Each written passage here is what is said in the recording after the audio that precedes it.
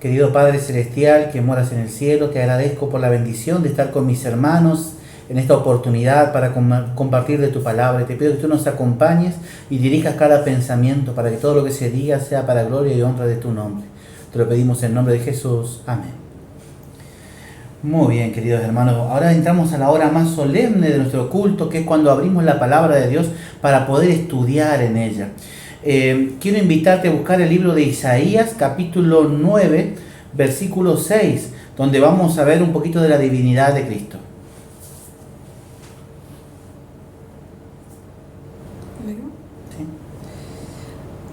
¿Sí? Isaías capítulo 9, versículo 6 dice así: un niño os ha nacido, un hijo nos ha sido dado, la autoridad estará sobre sus hombros y será llamado maravilloso, consejero, Dios poderoso, Padre eterno, príncipe de paz.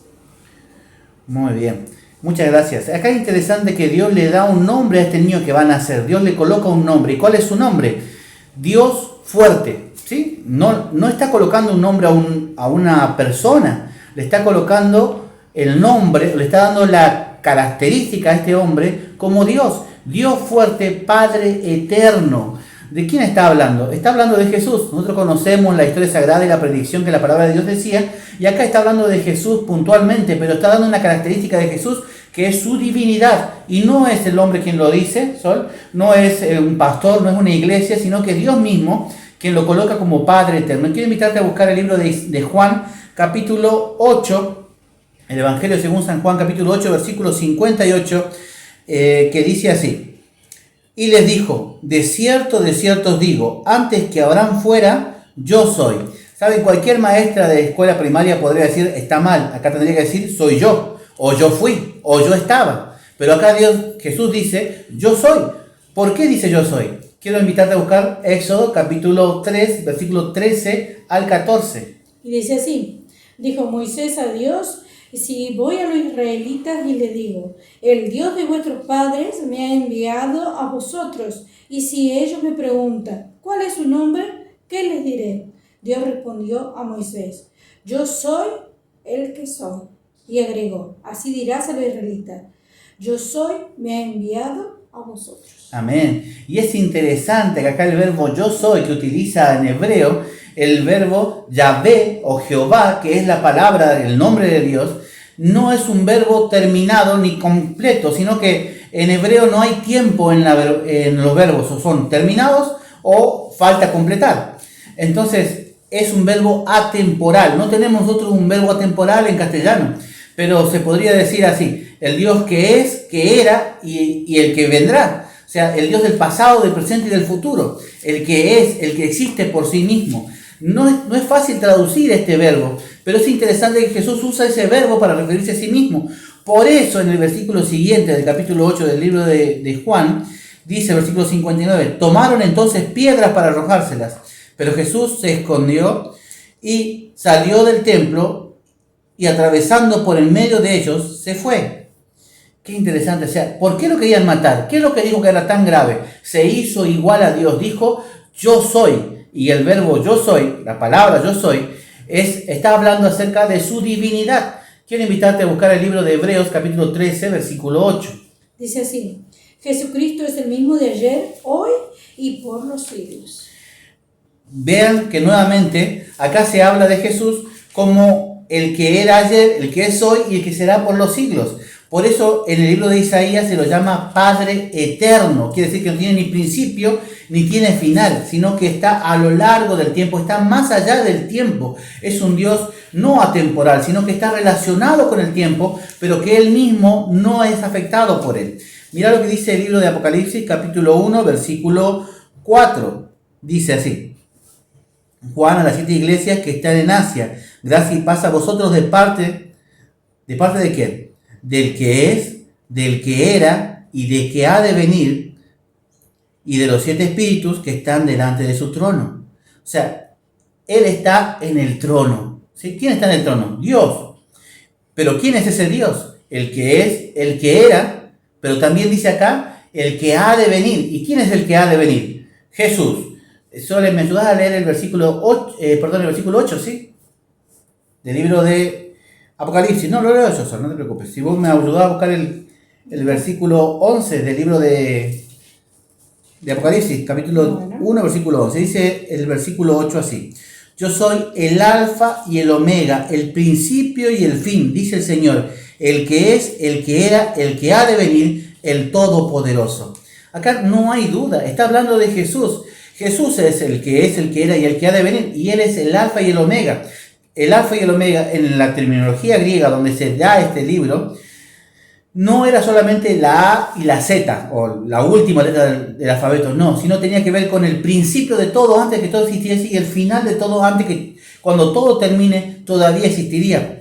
Y se da el título de Todopoderoso. Nuevamente está haciendo referencia a Isaías capítulo 9, versículo 6, que dice que es el Dios del pasado, del presente y del futuro, y el Todopoderoso. El versículo 11, Sol, ¿me acompañas? Versículo 11 del capítulo 1. Exacto. Dice así, 1:11, que dijo: escribe en el libro lo que veas y envíalo a las 7 iglesias, a Éfeso, Esmirna, Pérgamo, Tiatira, Sardis, Filadelfia y Laodicea. Muchas gracias.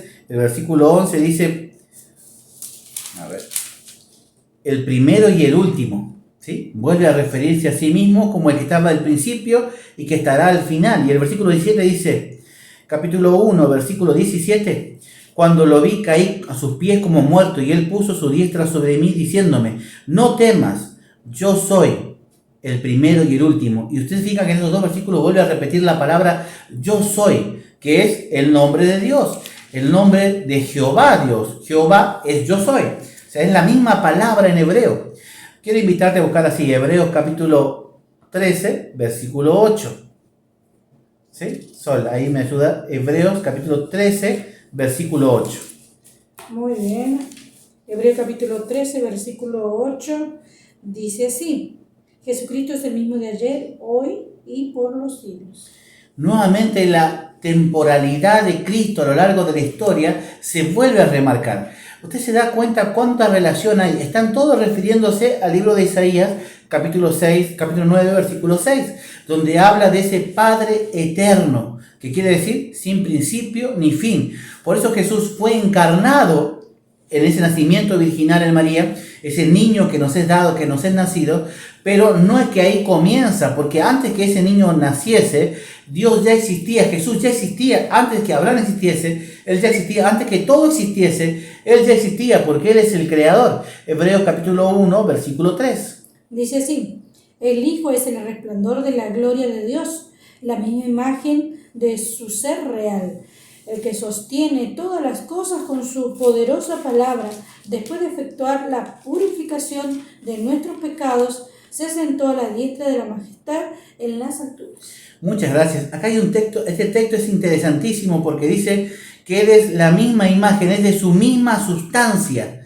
O sea, ¿qué significa ser de la misma sustancia? Quiere decir que somos de la misma altura, de la misma calidad, de la misma esencia. Por ejemplo, yo y mi esposa somos los dos seres humanos, los dos somos de carne, de hueso, tenemos las mismas necesidades, las mismas ideas, los mismos pensamientos, no, pero aunque somos diferentes, somos de la misma sustancia. No así, por ejemplo, yo y este vaso, no somos de la misma sustancia. Ese es de vidrio, yo soy de carne. Jesús y Dios son de la misma sustancia, es un mismo ser. Ahora, un ser divino, diferente, pero pleno. Qué interesante, ¿no? Mira lo que dice el versículo 8. Todo lo sometiste bajo sus pies. Al someter todo, nada dejó sin someter a él. Sin embargo, aún no vemos que todas las cosas le sean sometidas. Capítulo 1, versículo 8. Perdón. En cambio, al Hijo dice: Dios, tu trono es eterno y para siempre, centro de equidad, el centro de tu reino. Note acá que del Hijo dice, o sea, ¿quién dice? Dios. Está hablando del Hijo. ¿Y qué dice del Hijo? Tu trono, Dios, por los siglos de los siglos. O sea, Dios el Padre está llamando al Hijo, lo está llamando como Dios. ¿Cómo puede rebatir a alguien este concepto tan claro? Dios el Padre está hablando de Dios el Hijo y lo llama a sí mismo Dios. Y en el versículo 10 dice, También dice, hablando del Hijo, ¿no? También dice, tú, Señor, en el principio fundaste la tierra y los cielos son obra de tus manos. Ellos perecerán, mas tú permaneces. Todos ellos se envejecerán como una vestidura, como un vestido lo envolverás y serán mudados, pero tú eres el mismo, tus años no acabarán. Dios, creador, ¿quién es? Jesús, el Hijo. Qué maravilloso, ¿no? No puede ser más clara la Biblia. La Biblia dice que Dios el Padre habla de Dios el Hijo y lo llama a sí mismo creador, que por él fueron hechas todas las cosas, y en Colosenses dice, y por él se sustentan también, o sea, existen también. Vamos a leer un texto más todavía. En el libro de Judas, capítulo 9, yo voy a buscar Zacarías, capítulo 1, versículo 1 y 2. Zacarías 3, 1 y 2. ¿Sí? Judas tiene un solo capítulo, así que sí. solamente el 9, versículo 9. Dice así: en cambio, ni aun el arcángel Miguel, cuando contendía con el diablo por el cuerpo de Moisés, se atrevió a pronunciar un juicio de maldición contra él, sino que le dijo: el Señor te reprenda. Amén. Acá hay algo interesante. Miguel se llama arcángel, quiere decir el príncipe de los ángeles o el rey de los ángeles. ¿Y quién es? El nombre dice el que es igual a Dios, el de la misma sustancia. ¿Quién es entonces? Jesús. Es un título dado a Jesús, arcángel, que quiere decir rey de los ángeles, o principal de los ángeles, o gobernante de los ángeles, como usted quiera traducirlo. El primero, el más importante, se llama Jesús. ¿Y qué se dice de él? Que se enfrentó con Satanás. Claro, lo dice Apocalipsis capítulo 12. Hubo una batalla en el cielo. Miguel y sus ángeles lucharon contra Satanás y sus ángeles. Pero esa batalla ya había comenzado. Ya se había librado y Satanás fue derrotado. Mas acá Miguel dice: Jehová te reprenda. Pero quiero leerte el mismo texto en el libro de Zacarías, para que veas que la idea central de la palabra de Dios es que Jehová es Jesús también. Zacarías capítulo 3, versículo del 1 al 2 dice así: luego me mostró al sumo sacerdote Josué, el cual está delante del ángel de Jehová, mientras Satanás estaba a su mano derecha para acusarlo. Entonces dijo Jehová a Satanás: Jehová te reprenda, Satanás. Jehová, que ha escogido a Jerusalén, te reprenda. Ahora, un segundo para que medites en esto. Josué es el nombre de Jesús, es el mismo nombre. Claro, Josué y Jesús, usted va a decir, no es lo mismo. No, porque en hebreo se escriben solo las consonantes. Solo las consonantes. J, S y ya S. ¿Sí? Josué es el mismo nombre que Jesús porque se le colocan consonantes diferentes, como María y Miriam es el mismo nombre en hebreo. Pero acá este Jesús que se enfrenta a Satanás, dice el versículo 2, Jehová te reprenda. Dice Jehová te reprenda. Y sabes que hay algo interesantísimo. En la versión del Nuevo Mundo, que es la versión de los testigos de Jehová, que dicen que Jesús no es Dios, dice exactamente esto, porque el texto dice así. Pero dice Jehová a Satanás: Jehová te reprenda. Pero no se dan cuenta que en el libro de Judas dice Miguel a Satanás: Jehová te reprenda. Pero acá en Zacarías es Jehová. Este Miguel es Jehová, porque es el mismo texto. Jehová es el que está reprendiendo a Satanás para defender a Moisés. Así también el Señor reprende a Satanás para defendernos a nosotros. Pero ese Señor, ese Jehová, es el mismo Creador, el mismo Jesús. Muy bien, vamos a ver un texto más, el libro de Romanos capítulo 9, versículo 5. Dice así: de ellos son los padres, y de ellos según la carne procede Cristo, que es de Dios sobre todas las cosas, alabado por los siglos. Amén. Capítulo 9, versículo 5. Muy bien. Dice así, que es Dios sobre todas las cosas. Qué maravilloso. No dice que es de Dios, sino que es Dios. O sea, Jesús, que según la carne vino de María, vino de José, Jesús es Dios, dice acá este versículo. No puede ser más claro. También quiero invitarte a buscar Primera de Juan, capítulo 5, versículo 20. Capítulo 5, versículo 20 de Primera de Juan. Yo lo tengo acá. Dice así: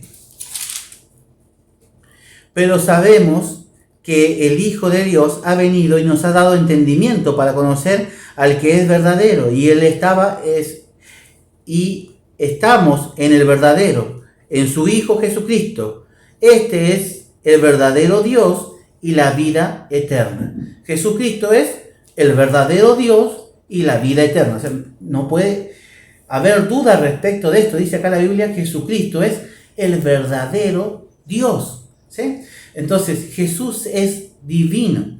Quiero leer todavía un texto más que hace referencia a esto, aunque sé que estamos un poquito en tiempo, pero quiero leértelo en su idioma original, en griego, ¿sí? Acá está en la Biblia, en griego, y usted va a poder leer ahí, ¿sí? A ver si puedo llegar hasta ahí.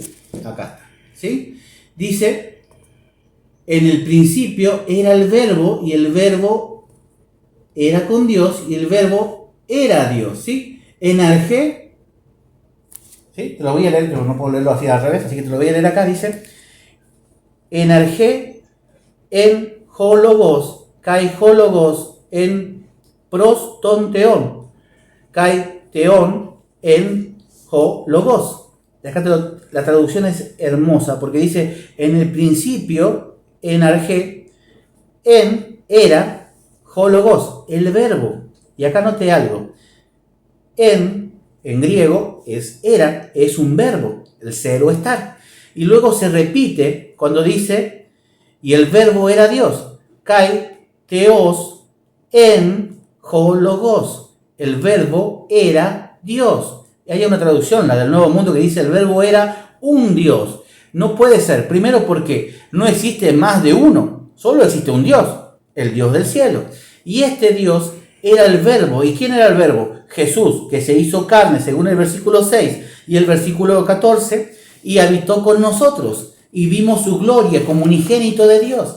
Este era el verbo. ¿Por qué es tan importante que Jesús sea Dios? ¿Por qué es tan importante que Él sea Dios para nosotros? Piénselo así. La paga del pecado es muerte. No hay forma de esquivar eso. Si lo hubiese, Jesús no hubiese venido a la tierra a morir por nosotros. No podía un ángel o un ser creado pagar la paga del pecado, porque la vida es de Dios y solo Él puede darla, nadie más. Si otro ser lo da, no está dando su vida, está dando la vida que no le corresponde, la vida es de Dios.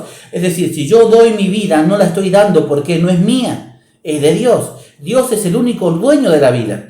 Si Él da su vida, entonces la paga del pecado puede realizarse. El hombre tenía que morir, pero nadie podía dar la vida por él. ¿Por qué? Porque nadie tenía vida por sí mismo, solamente Dios. Por eso Dios toma la forma humana para poder dar su vida por el hombre, para que el hombre pueda ser limpio y pueda ser redimido de la paga del pecado.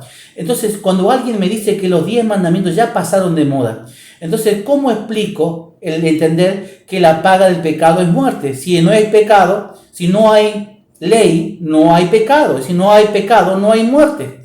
Entonces, ¿para qué vino Jesús? No se puede ser cristiano sin entender que tan importante es la ley que Dios la cumplió aún dando a su Hijo por amor a nosotros.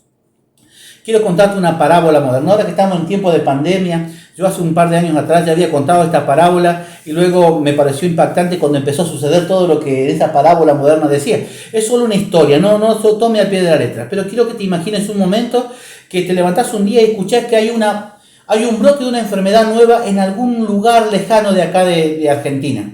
Y ves cómo esa enfermedad empieza a crecer. Todas las radios, los medios de comunicación estaban hablando de ella. Se cierran las fronteras, como sucedió. Se empiezan a ver nuevos casos en otros lugares. Se cierran fronteras de países diferentes. Se cierran las fronteras de América. Estamos todos pendientes. Va creciendo día a día, va creciendo esta enfermedad y no se la puede parar en el mundo entero. Hasta que finalmente llega la gente con barbijo, la gente con todo el traje, diciendo que esta enfermedad puede estar también acá en tu pueblo, en tu casa. Así que empiezan a hacerle test a todas las personas para ver si tienen o no. Se acerca un abogado y te dice, un médico, un abogado y un militar y te dicen así: la buena noticia es que encontramos la cura para esta enfermedad que está destruyendo miles de personas. La encontramos, la cura está la podemos obtener de la sangre de una persona que sea inmune a tales y tales enfermedades, que nunca haya padecido tales enfermedades y que pueda ser procesada y producir un suero que pueda sanar a todas las personas. La hemos encontrado, esa es la buena noticia. La mala noticia es que la encontramos en tu hijo más pequeño. Y necesitamos toda la sangre de tu hijo para poder hacer el suero y poder distribuirla a todo el mundo. Y usted le dice, usted está loco, ¿cómo me va a decir que quiere toda la sangre de mi hijo? Pero el médico te dice, mira, yo necesito toda la sangre porque necesitamos procesar eso y tiene que ser ahora. Porque él se puede infectar y si él se infecta ya no hay solución. No encontramos en otro. Tiene que ser tu sangre, la sangre de tu hijo, porque él nunca se enfermó de estas enfermedades y la necesitamos ahora. Y empiezan a presionarte. Usted dice, no, está loco, yo no voy a hacer eso. Pero un médico te dice, pero su hijo se puede enfermar igual y usted también y su otra familia también. Y usted va a ser responsable de la muerte de todos ellos. Si un abogado viene y te dice, si usted es responsable, puede ser quitada su patria potestad y finalmente el gobierno puede decidirlo. Y un militar te dice, no hace falta que nadie decida. Nosotros acá podemos tomar a tu hijo directamente y hacer lo que tenemos que hacer. Pero tanto te presionan que vos decís, no hay otra salida. Y firmás el papel. Y tu hijo es colocado en la camilla. Y empiezan a colocar inyecciones y agujas por todos lados por él para sacar la sangre. Y él empieza a llorar y dice, papi, no quiero que me hagan esto. Jesús le dijo al Señor, Dios del cielo, Padre, si es posible, pase de mí esta copa, no quiero pasar esto.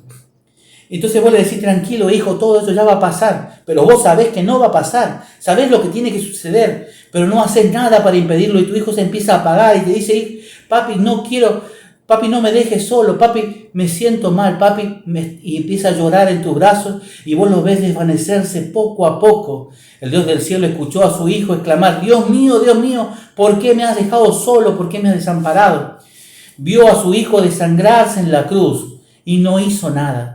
El sol le cubrió el rostro del cielo para que Dios no viese, pero Dios que lo ve todo, ¿cómo habrá sentido la muerte de su hijo en la tierra? Dios que es santo. Si uno que es malo puede sentir la muerte de un hijo, ¿cómo Dios del cielo soportó esto?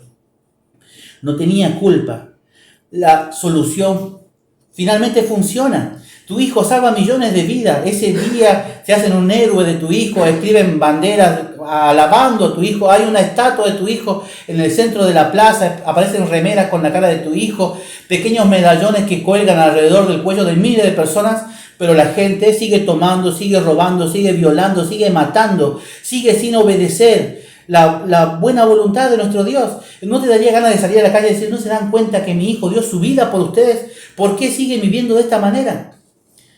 El Dios del cielo dio su vida por nosotros y mira al ser humano, sigue robando, sigue matando, sigue violando, usan medallitas con la cara de su hijo, usan remeras con la cara de su hijo, pero no cambian su vida. Tanto amó Dios al mundo que parte de sí mismo fue dada, una parte del Dios eterno murió en la cruz para que no tengamos que morir nosotros. ¿No vale la pena seguir un Dios que nos ama de tal manera que no podemos entender? Yo te invito a que oremos juntos para aceptar ese amor divino que Él tiene por nosotros. Querido Padre Celestial, gracias porque en tu palabra es clara y contundente al saber que tú eres un Dios que nos amas y nos proteges. Ayúdanos, Señor, a poder entregarte el mismo amor que tú tienes por nosotros. Te lo pido en nombre de Jesús. Amén.